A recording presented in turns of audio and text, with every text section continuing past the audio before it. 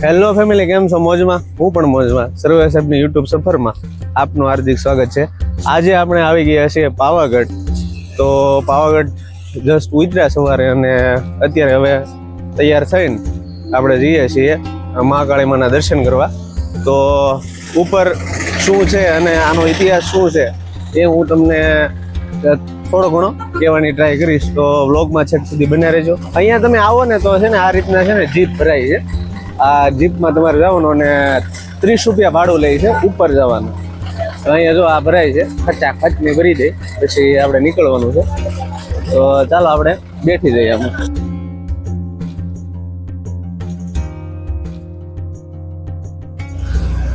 Finally આપણે જીપમાં બેસી ગયા છીએ અને તમે જોઈ રહ્યા છો વળાંક કઈ રીતના આવે છે. આમ જેને ઉલટી થતી હોય એને તો ફૂલ તકલીફ જ રહે. જોવો તમે કેમ ફીટ ટુ ફીટ બધું હાલતું હોય.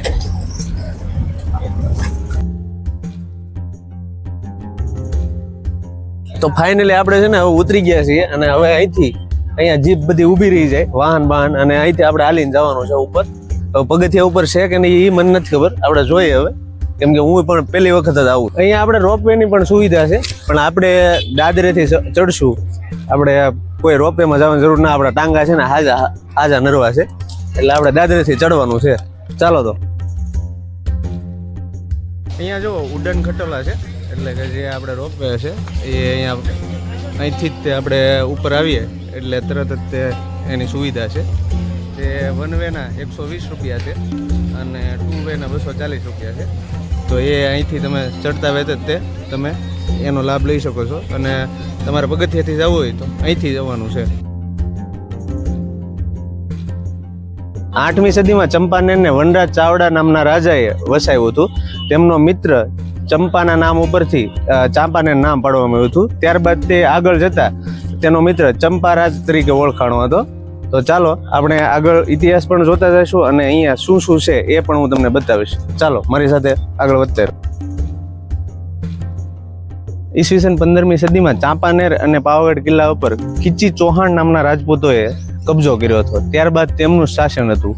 ત્યારબાદ એ પછીનો રાજા જે ગુજરાતનો સુલતાન હતો મોહમ્મદ બેગડો, તે તેની પર ચડાઈ કરે છે અને કઈ રીતના તેની પર કબજો મેળવે છે એ હું તમને આગળ જણાવું છું.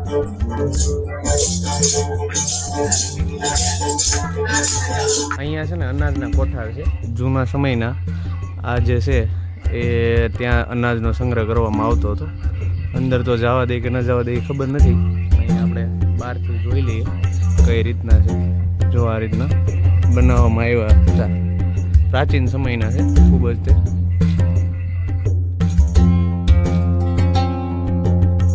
મોહમ્મદ બેગડો છે ક્રૂર શાસક હતો અને તે 4 ડિસેમ્બર 1482ના રોજ અહીંયા પાવાગઢ અને ચાંપાનેર ઉપર હુમલો કરે છે. અહીંયા પાવાગઢમાં રાજા જયસિંહનું રાજ હતું અને રાજા જયસિંહને તે 20 મહિના સુધી કિલ્લાની ઘેરાબંધી કરે છે. અને ત્યારબાદ તે 20 મહિના બાદ રાજા જયસિંહ શરણાગતિ લે છે અને ત્યારબાદ મોહમ્મદ બેગડો પાવાગઢનો કિલ્લો અને ચાંપાનેરના કિલ્લા ઉપર કબજો મેળવે છે.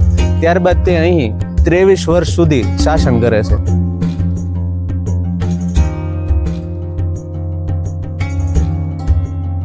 અહીંયા છે ને તમને રસ્તે લીંબુ શરબત ને એવું મળતું રહેશે, પણ થોડીક પ્રાઇસ હાઈ હોય, કારણ કે અહીંયા જે ચડાવવાનો પ્રોબ્લેમ છે ને એ મેઇન છે. આ લોકોને છે ને મજૂરી મારી નાખે છે, કેમ કે એ લોકો જે કોલકા છે ગધેડા એમના દ્વારા અહીંયા માલ સામાન પહોંચાડે છે. જો અહીંયા છે ને બધે તમને લીંબુ શરબત ને એવું મળી જ રહેશે.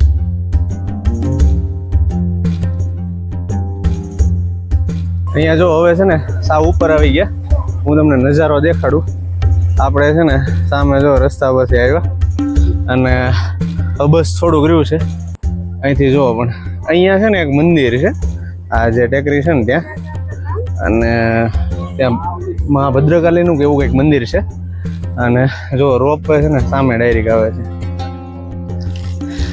હવે જો કે પ્લેન નવું રમકડું આવ્યું છે. હવે છે ને સાવ ઉપર ચડવાનું આવ્યું છે. હવે જો જેમ ચડાઈ છે ને ઊંચું થતું જાય છે. બસ શાયદ હવે પહોંચવા જ આવ્યા છીએ. આ મારી પાછળ છે એ અહીંયા ઉપર કિલ્લાનો દ્વાર છે.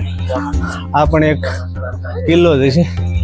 જો પણ આજે બધા અમુક પ્રેમી પંખીડા પોતાનું નામ લખીને વૈયા જાય છે અહીંયા યાદી સ્વરૂપે. આ જો બધું જૂનું, બહુ જૂનું બાંધકામ છે. અહીંનો બહુ એટલો બધો તો મને ઇતિહાસ ખબર નથી, પણ જે છે એ મેં તમને કીધું છે. પણ ક્યારેક પાછા આવશું એનો વિડીયોમાં એનો ઇતિહાસ કહીશ તમને. પહોંચવા જ આવી ગયા છીએ આપણે. થોડુંક રહ્યું છે, હવે તો ચાલવાનું જ છે.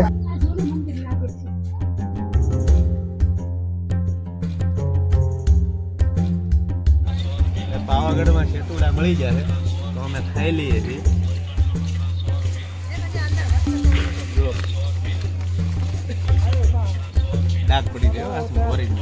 માસી લીલી રેવા જો, લીલો કલર રેવા જો. આ કેવો, ક્યાં ફ્લેવર છે?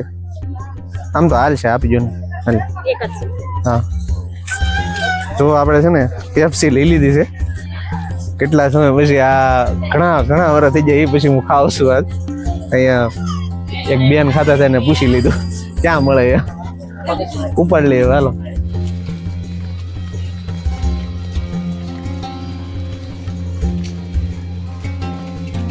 આ જો સા ઉપર છીએ આપણે, અને અહીંયા તમે જુઓ, તમને એમ લાગે કે મોટી માર્કેટ છે. અને અહીંયા હવે જો અહીંથી છે ને મંદિર આવી જાય છે, ઉપર જ છે, બસ થોડુંક દૂર રહ્યું છે. પણ અહીંયા આવતા વધારે બધી દુકાનો ને એવું જોવા મળ્યું છે ઉપરના ભાગમાં. આ જો દૂધિયું તળાવ, જે તમે નામ સાંભળ્યું છે, પણ અહીંયા એટલો કચરો છે ને કે વાત જવા જો.